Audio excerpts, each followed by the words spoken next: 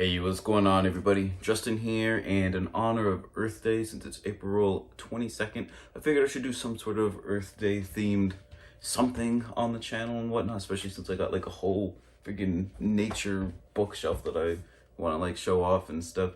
I figured, yeah, I might as well do like an Earth Day video. Of course, granted, since I waited until Earth Day to do it, it's not gonna, there's no way it's actually gonna be uploaded. Hopefully it's like the day after, but anyways, I'm very glad someone actually posted this year an Earth Day tag, so I didn't actually have to go out and like use my creative juice and actually like do something like original. But thankfully I was able to find one Earth Day a book tag, and it was created by Michaela over at MK Books. So I'm gonna leave her link down below to that video. Definitely go check it out. It's gotta be pretty. She's gotta be pretty good if you know she has an Earth Day tag. So anyways, let's just go ahead and get right into it. And except I forgot to do my little question before I said let's get right into it. And the question is, let me know in the comments down below if you want my first ever like library tour type video, I guess, that are, you know, I'm not gonna lie, I've literally promised that probably like 3 or 4 times on the channel now over the years. Never done it. But let me know for real if you want me to kind of go like shelf by shelf of, at least start with this room with like this kind of like small nature kind of section of my library, I guess, because I think this would be a little bit more manageable. Let me know down below if you'd like to see a video or two kind of like on that, and just to see how that sort of thing goes. But all right, now let's go ahead and get to the Earth Day book tag. All right, question number 1, and also with my answers, you can obviously use whatever genre book you're dealing with, but for Earth Day I figured I might as well use my nature books for the most part and try to come up with like nature, life science themed answers, I guess, for the questions. But question number 1 is, or prompt number 1, I should say, the sky's the limit. So a book that makes it feel as if anything is possible. And I'm gonna go with Baron Heinrich's Winter World, The Ingenuity of Animal Survival. And I really enjoy this book. I love Baron Heinrich. He's also kind of like a Maine, I won't say native Maine author. He's born in Germany, but he has like a log cabin that he kind of goes to like in the woods and stuff in southern Maine and everything, and just kind of does his own kind of like biology experiments and stuff there. But with Winter World, it kind of shows, the reason I picked this for kind of anything's possible is it just shows how animals, like between insects, different like little birds, like his favorite one is the ruby-crowned kinglet and stuff, how they survive like Maine winters, which, you know, we can get like -30, -40 degrees, maybe not like regularly like all the time, but I mean it's pretty much like guaranteed at some point during the winter and whatnot. You know, we got like 6 months of like freezing snow weather and everything. But you know, if all these animals can like find a way to do it, you know, it kind of just makes it feel like, you know, really anything's possible. Like just learning about how like wood frogs like kind of freeze their bodies and everything is I don't know, I just found it really interesting. And I don't know, I'm finding it hard to balance both books. I don't know, I can't remember, did I used to hold, I think I held one in like the other hand before. I'm not 100% sure what's going on, why I'm having a hard time with this. Like, it just feels, can't you tell I haven't done a video in like forever and ever and ever, because it's not going well, is it? All right, prompt number 2 is Ocean. Name a book that takes place in or by the ocean. I got a pretty easy one for this one. And it's Future Sea, How to Rescue and Protect the World's Ocean by Deborah Wright. And this is all about, obviously, protecting the, you know, the world seas from like several different things. Like, for example, like obviously overfishing is kind of like the primary sort of topic dealt with in this book, and how to kind of create manageable fisheries and that sort of thing. And also like things like deep ocean trawling, like the floor bed trawling, where you basically put a giant thing, just like giant weight that kind of picks everything up, trawling the bottom of the ocean floor, you know, just pulling everything up, you know, destroying like, you know, anything that's down there, such as coral reefs, anything like that. Obviously really you know, damaging towards the environment, the ocean floor and whatnot. But anyways, a cool takeaway I took from this book is like we should have the mindset of, instead of having like little local areas of like reservations or preserves or whatever, like marine preserves and whatever. Instead of thinking, you know, we should have those and the rest of the ocean, the high seas are basically a free-for-all, what we should actually do is take the reverse approach and just assume the entire ocean is essentially like kind of like a nature preserve or marine preserve, and that we should only designate certain areas for like fishing or manageable fishing and stuff like that. So I thought that was kind of good. I mean, a lot of the stuff, you know, legally she makes a lot of good points, how like a lot of the laws are actually on the books and stuff, but you know, it's international law and no one actually can enforce it and no one really wants to enforce it, and kind of like all the loopholes and everything like that. So while it's technically probably possible, will it happen?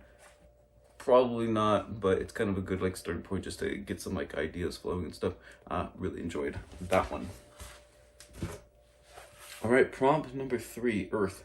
So a book that's either as heavy as the Earth, as in like 500 plus pages, or a book with a heavy topic. Now, a lot of these books are going to be dealing with heavy topics, obviously, you know, between biodiversity loss, you know, habitat loss, you know, pollution, global warming, all that kind of crazy stuff. I went with Poached just because it deals with a lot of different things. Inside the Dark World of Wildlife Trafficking by Rachel Newer, and this deals with a lot of things like such as like kind of the black market for ivory, whether that's like rhinoceros ivory and elephant ivory, things like that. The kind of exotic pet trade, for example, like endangered lizards, things like that.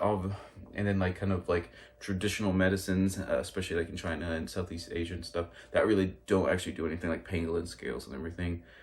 Like, you know, believe cure like all kinds of stuff when really they have like no real medicinal value or anything like that.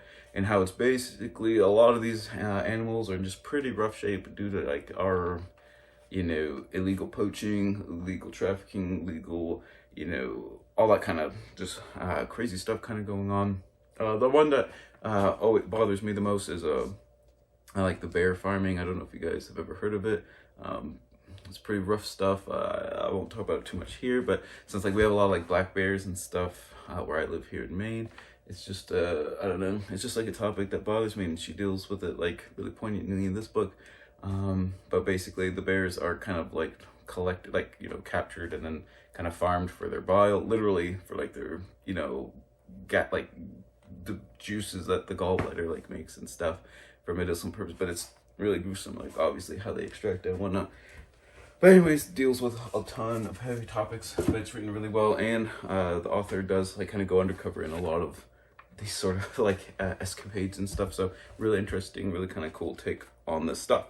Book number 4, or I keep saying book number 4. Can't you tell I'm like really rusty with all this? All right, prompt number 4, plants. So a book that takes place in nature. So pretty much have your pick out of all these books.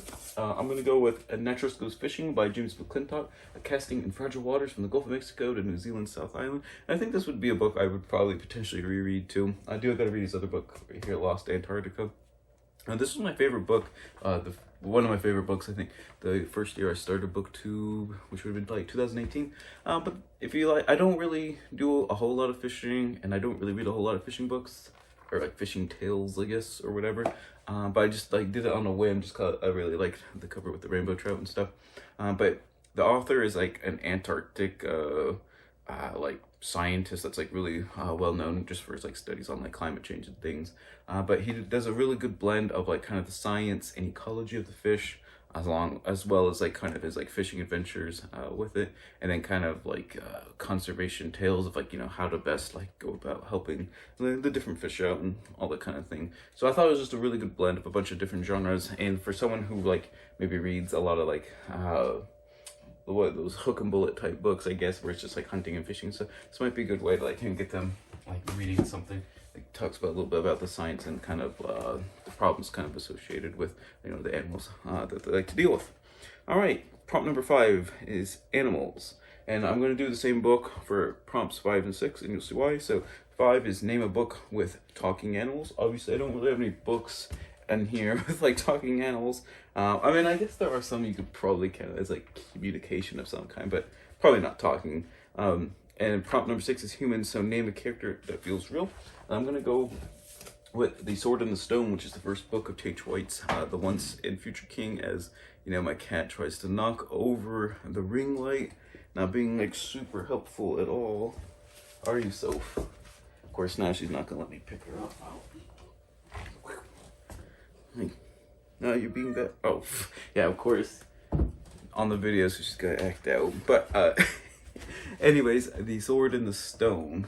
Right, I think that's what I was talking about. Yes.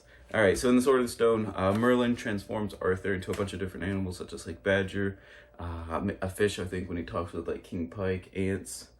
And so if we're still trying to knock over the ring light, you know, this video, we're gonna get through it. I think I'm gonna get through it.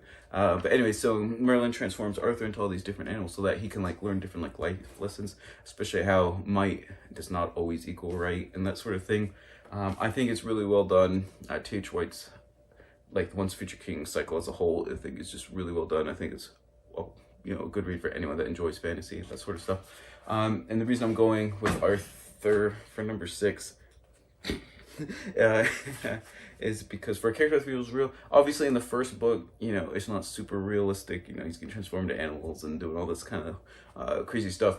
But by the end of the book, or the 4th book, with like Candle in the Wind and stuff, Arthur is like older and it's all like melancholy. And, you know, he sees everything kind of spiraling out of control around him, even though he's like tried his best, you know, creating like the Knights of the Round Table and doing, you know, like, you know, true justice and Camelot and whatnot. And then, you know, because he's trying to, you know, be nice to everyone around him, especially, you know, Guinevere and Lancelot and that whole thing. And he, like, there's like that whole scene where he literally pretty much admits, you know, I know everything that's going on, you know, why don't you just like open up to and whatever. And, you know, like I said, everything's just spiraling out of control, but there's nothing really he can like do about it to help it. I don't know. It just feels like, I don't know, very realistic in a lot of situations where it just seems like you try your best and it still doesn't work out. I don't know, resonated with me, so that's why I'm going with Arthur from Candle in the Wind. All right, prop number 7. I don't know why I turned this way because all the books I picked out are right here. Number 7, reduce. So name a small book. So a book less than 300 pages. I'm going with A Life on Our Planet, My Witness Statement, and A Vision for the Future by David Attenborough. As you can see, my metal shirt here with Attenborough, or whatever, with the umlauts and stuff. This is really well done. I encourage anyone to either read the book or at least watch the documentary on Netflix by the same name. That's kind of like the tie-in that they go together and whatnot. Obviously, the book can deal with a little bit more stuff just because it's, you know, you can convey a little bit more information than in like a 90-minute documentary or whatever. Yeah, it's kind of a half biography, half, I swear, Sophia, it's like she never did this in the other room. Apparently it's just like when it's out here, she wants to, you know, wreck my videos. But anyways, I definitely encourage people to read this. David Attenborough, I don't know how you can like not like him. So I don't know, it's just very readable. And it was interesting, like kind of learning his like life story and stuff, just because I didn't really know too much about kind of his like early history and whatnot. But it's interesting too because as like the years go by, he has like at the beginning of like each chapter sort of a rundown of like how much more of the planet has been like deforested and like different levels of CO2 in the atmosphere and stuff as he gets older. So I don't know, I thought it was really good. Definitely encourage people to check that one out. All right, now reuse. Name a book you could read again and again. Definitely I'm going with Raiding Sweetgrass, Indigenous Wisdom, Scientific Knowledge, and the Teaching of Plants by Robin Kimmerer. Oh, there's Sophia, like in the bookshelf right there. Definitely going with this book. I'm going to do a reread of it probably during the summer. This is my best read of last year for sure. Probably my favorite nature read of all time. I'm going to have to do a reread just so I can like do a giant in-depth overview kind of book review of it because it's that good and I do a terrible job explaining it every time I bring it up. But basically her blending of like her personal memoir-ish stuff with sort of her like kind of like life lessons with her like kind of science ecology stuff and like her, you know, vignettes from teaching and everything. I don't know, it's just really well done, blending philosophy and science together, sort of a conservation like ideologies and stuff. I don't know, it's just really, really well done. This would be like the book I would like if I could like make someone like force read a book. It'd probably be this one. All right, and then recycle. Name a book you would recommend besides that one. One that's probably a little bit shorter, more I guess, manageable for people. I'm going with The Story of More, How We Got to Climate Change and Where to Go From Here by Hope Jarin, also the author of Lab Girl, which I do have, but I haven't read that one quite yet. It's definitely on my TBR though. And this is one I would give for anyone who's like a climate change denier type person, or thinks, you know, the status quo is just like, you know, okay, and it's like super sustainable, or there's nothing really wrong with how we're like treating the planet and stuff.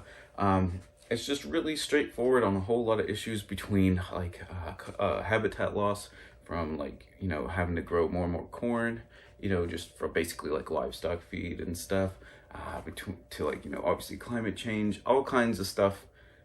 I don't know, she just does a really good job just like pointing out the facts, you know, this and that, and that's why this is happening, and it's like obvious. But she's also got like bazillions of stats in the book too. And I think in the back there's also like kind of like a checklist where you could just like read sort of like the stats and stuff.